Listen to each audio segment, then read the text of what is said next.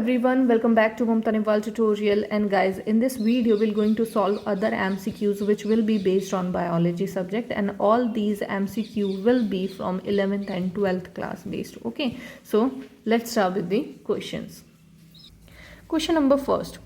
A gene whose expression help to identify transformed cell is known as. देखो, एक ऐसी कौन सी जीन है जिनमें से अगर वो एक्सप्रेस हो रही है तो हम उसको क्या कह रहे हैं कि वो सेल ट्रांसफॉर्म्ड हुआ है या नहीं हुआ, हम ये आइडेंटिफाई कर सकेंगे। ऐसा कौन सा है?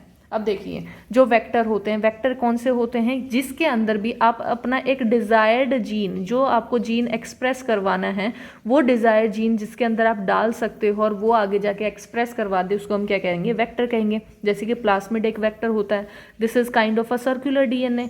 सर्कुलर डीएनए, उसके अंदर कुछ कुछ पोर्शंस हमारे ऐसे होते हैं जहाँ पे हम उसको रिमूव कर सकते हैं, यानी ये वाला हिस्सा हटाओ और अपनी डिज़ायर्ड जीन हम उसके अंदर इंसर्ट कर सकते हैं। तो प्लास्मिड भी हमारे पास वेक्टर होता है, ये तो हमारे पास ऑप्शन में आ ही नहीं सकता। नेक्स्ट आता है स्ट्रक्चरल जीन। ये क्या चीज़ होती है? जब भी हम ट्रांसक्रिप्शन करते हैं तो आपने देखा होगा, there is one portion which is known as the promoter and other portion is known as the terminator. Promoter कहाँ से? जहाँ से हमारे पास mRNA बनना शुरू होगा, तो वो वाले पोर्शन को हम प्रमोटर बोलते हैं। टर्मिनेटर कौन सा होगा? जहाँ पे वो खत्म होगा, और जो ये बीच वाला जितना भी पोर्शन बचता है उसको हम क्या कहते हैं? स्ट्रक्चरल जीन बोलते हैं। ये पूरा हिस्सा होता है। तो ये भी हमारे पास एक्सप्रेशन से रिलेटेड, इसका कोई काम नहीं होता। ये हमारे पास एमआरएनए को तो बनाने में हेल्प कर रहा है, वो चीज़ तो है, लेकिन ट्रांसफॉर्म्ड सेल का कोई फंक्शन नहीं है, इसमें कोई कनेक्शन नहीं है, तो ये भी नहीं आ सकता।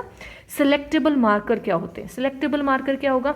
मान लो कि ये हमारे पास क्या है, दिस इज अ प्लास्मिड, हमने प्लास्मिड वेक्टर यूज़ किया है और हमें जो डिज़ायर्ड जीन चाहिए थी, हमने वो डिज़ायर्ड जीन इस एरिया में डाल दी, ठीक है। और हमारे पास जो वेक्टर है, इसके अंदर हमारे पास क्या है? कुछ और भी चीज़ें प्रेजेंट है, यानी इस वेक्टर के अंदर हमारे पास यहाँ पे कुछ सेलेक्टेबल मार्कर्स प्रेजेंट है। मान लो कि ये क्या है, प्रोवाइड कर सकता है कि ये हमेशा रेजिस्टेंस प्रोवाइड करेगा किसी भी एक ए एंटीजन से। मान लो कोई भी एक एंटीजन है, उसके खिलाफ ये क्या है? रेजिस्टेंस प्रोवाइड करेगा, यानी उसके खिलाफ ये एंटीबॉडी बना के और अपने आप को सर्वाइवल रख सकता है। अब हमारे पास अगर इसको किसी और इकोलाई के अंदर डालते हैं, इन्फेक्ट करते हैं, तो इकोलाई के अंदर आ जाएगा हमारे पास ये वाला, जिसके अंदर हमारे पास कुछ पोर्शन जो आ गया जो हमारा डिजायर्ड जीन का था, और कुछ पोर्शन हमारे पास कौन सा आ गया? वो सेलेक्टेबल मार्कर्स प्रेजेंट हैं, जो कि हमारे पास ये है। अब हमें कैसे पता चले कि इस इकोलाई के अंदर जो हमने जीन डाला है, जो प्लाज्मिड डाला है, वो डल गया है या नहीं डला है? अब देखो, वो ए एंटीजन के खिलाफ एंटीबॉडी बना रहा था और उसको लड़ सकता है, तो हम क्या करेंगे? एक पेट्री डिश लेंगे और उस पेट्री डिश के अंदर हम एक सॉल्यूशन डालेंगे और उस सॉल्यूशन के अंदर ए एंटीजन डाल देंगे, ठीक है। और साथ में हमने क्या किया? ये जो इकोलाई होंगे इनको भी यहाँ पे डाल देंगे। तो इकोलाई हमारे पास थोड़ा सा हम कल्चर उसके अंदर डाल के छोड़ देंगे। अगर ये कल्चर आगे भी ग्रो करेगा, आगे भी बढ़ रहा है, क्योंकि खाने को मिल रहा है उसको, कल्चर के अंदर क्या है? प्रोटीशन वगैरह, जो भी न्यूट्रिशन उसको चाहिए, वो सारी चीज़ें मिल रही हैं उसको, तो ये क्या करेंगे? इकोलाई 1 से 2 में डिवाइड होगा, 2 से हमारे पास किस में? 4 भी डिवाइड होंगे, तो ये अपने डिविजन करना शुरू कर देंगे। मेन चीज़ क्या है? अगर हमारे पास जो डिज़ायर्ड जीन इसके अंदर प्रेजेंट होगी, यानी हमारे पास जो ये सिलेक्टेबल मार्कर हम जिसे बोल रहे थे, ये प्रेजेंट होगा, तभी तो वो क्या है? इसके खिलाफ एंटीबॉडी बनाएगा, और एंटीबॉडी बनते के साथ हमारा वो एंटीजन क्या होंगे? खत्म हो जाएंगे, और हमारे जो सेल्स होंगे वो ग्रो कर जाएंगे। अदरवाइज अगर हमारे पास ये सेलेक्टेबल मार्कर नहीं होता तो हमारे इसके खिलाफ लड़ने की क्षमता नहीं होती, तो ये वाले क्या, जब भी उसके अंदर आते तो हमारे जो सेल थे वही की वही डिस्ट्रॉय हो जाते, उसके ऊपर वो अटैक करता और ख़त्म कर देता। तो अगर हमारे ये जो सेलेक्टेबल मार्कर्स प्रेजेंट है, that means the gene is transformed, मतलब क्या? हमारा प्लास्मिड उसके अंदर जा चुका है, तभी हम प्रूफ कर सकते हैं इस चीज़ को। तो सिलेक्टेबल मार्कर क्या होते हैं? प्रूफ करते हैं कि हमारी जो जीन है वो ट्रांसफॉर्म्ड हुई है, या जो सेल है वो ट्रांसफॉर्म्ड हुआ है या नहीं है। तो a gene whose expression, express क्या किया है उसने? एंटीबॉडी जो बनाई है वो एक्सप्रेशन है। Help to identify the transformed cells, तो ट्रांसफॉर्म हुआ था वो, एक अपने इकोलाई के अंदर आ गया था, इसीलिए हम उसको ट्रांसफॉर्म्ड सेल बोल रहे हैं। तो वो कौन से होते हैं? वो होते हैं सिलेक्टेबल मार्कर्स। तो ऑप्शन डी इसका करेक्ट आंसर होगा। नेक्स्ट क्वेश्चन देखते हैं, question number 2, a dioecious flowering plant prevent both. देखो डायशियस का मतलब क्या है कि वो वाला फ्लावर वाला प्लांट है जिसके अंदर या तो सिर्फ मेल रिप्रोडक्टिव पार्ट है या फिर सिर्फ फीमेल रिप्रोडक्टिव पार्ट है। यानी जो फ्लावर आएगा उस फ्लावर के अंदर या तो सिर्फ और सिर्फ मेल वाला पोर्शन आएगा या फिर फ्लावर के अंदर सिर्फ और सिर्फ फीमेल वाला पोर्शन आएगा। इसको हम क्या कहते हैं, डायशियस प्लांट कहते हैं। यानी एक मेल प्लांट अलग होगा, फीमेल प्लांट अलग होता है। तो इनके अंदर क्या प्रिवेंट हो रहा है, देखो ऑटोगैमी। ऑटोगैमी का मतलब क्या होता है, सेल्फ फर्टिलाइजेशन। अब देखिए दीज आर दी पेटल्स, इनको पेटल्स बोलते हैं, और जैसे ही जो नीचे होते हैं उनको हम क्या कहते हैं, sepals, and these are the green in colour and these are the thallus portion. ये हमारे पास क्या है, ऑटोनॉमी है हमारे पास जो फ्लावरिंग प्लांट होते हैं उनकी, and these are the middle में जो होता है वो फीमेल रिप्रोडक्टिव पोर्शन होता है। जो हमारे टॉप मोस्ट है इसको हम क्या कहेंगे, स्टिग्मा बोलेंगे, नीचे वाले को हम स्टाइल, एंड जो नीचे से गुम्बद टाइप का होता है वो क्या होता है, ओवरी। ये काफ़ी नीचे होता है, मैंने ऊपर बनाया जिससे बस आपको स्ट्रक्चर क्लियर हो सके।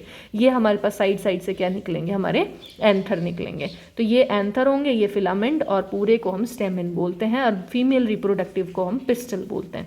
तो ये तो हमारे पास स्ट्रक्चर है। ये क्या है, अगर एक ही प्लांट के अंदर, एक ही फ्लावर के अंदर जो मेल है और जो फीमेल है ये दोनों के दोनों सेम, दोनों सेक्सेस प्रेजेंट हो, तो ये क्या कर सकते हैं, यहाँ से पॉलन ग्रेन, इस वाले एंथर का पॉलन ग्रेन इसके ऊपर आ सकता है, स्टिग्मा के ऊपर लग सकता है, और ये अपना फर्टिलाइजेशन कर सकता है। यानी पॉलिनेशन क्या है, सेल्फ पॉलिनेशन हो रहा है।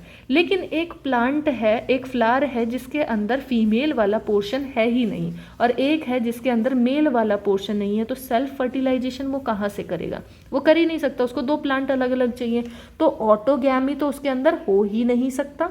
दूसरा क्या है, जिएटनोगैमी।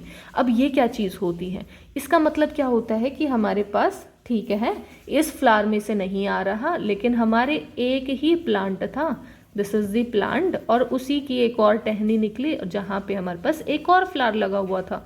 तो here is the female reproductive part and these are the male reproductive part. तो यहाँ से बाई चांस हुआ क्या कि यहाँ से पॉलन ग्रेन उठा दूसरे फ्लावर से और वो स्टिग्मा के ऊपर जाके लग गया, अब उसने फर्टिलाइजेशन करवा ली। ठीक है, यानी प्लांट हमारा सेम है लेकिन फ्लावर जो है वो डिफरेंट है। इस केस के अंदर तो वो नहीं हो सकता क्योंकि प्लांट ही कंप्लीट मेल प्लांट है या कंप्लीट फीमेल प्लांट है, तो उसके अंदर तो चांस ही नहीं हो सकता कि मेल में से मेल के ही जाएंगे। तो फीमेल पोर्शन कहाँ है, रिसीव कौन करेगा, तो वो तो कर ही नहीं सकता। तो जो भी डायशियस फ्लावरिंग प्लांट होते हैं ये प्रिवेंट करते हैं ये दो चीज़, ना तो ऑटोगैमी होती इनके अंदर, ना जिएंटनोगैमी होती। तो ऑप्शन ए इसका करेक्ट आंसर है। नेक्स्ट क्वेश्चन देखते हैं, question number 3, GnRH, a hypothalamic hormone needed in reproduction act on। देखो हमारे रिप्रोडक्शन के टाइम पे GnRH हार्मोन होता है जो हमें ज़रूरत होती है, जिसकी फुल फॉर्म हमारे पास क्या है, गोनेडोट्रोफिन आ सकती है ये चीज़, तो ये भी हम याद रखेंगे, गोनेडोट्रोफिन रिलीजिंग हार्मोन।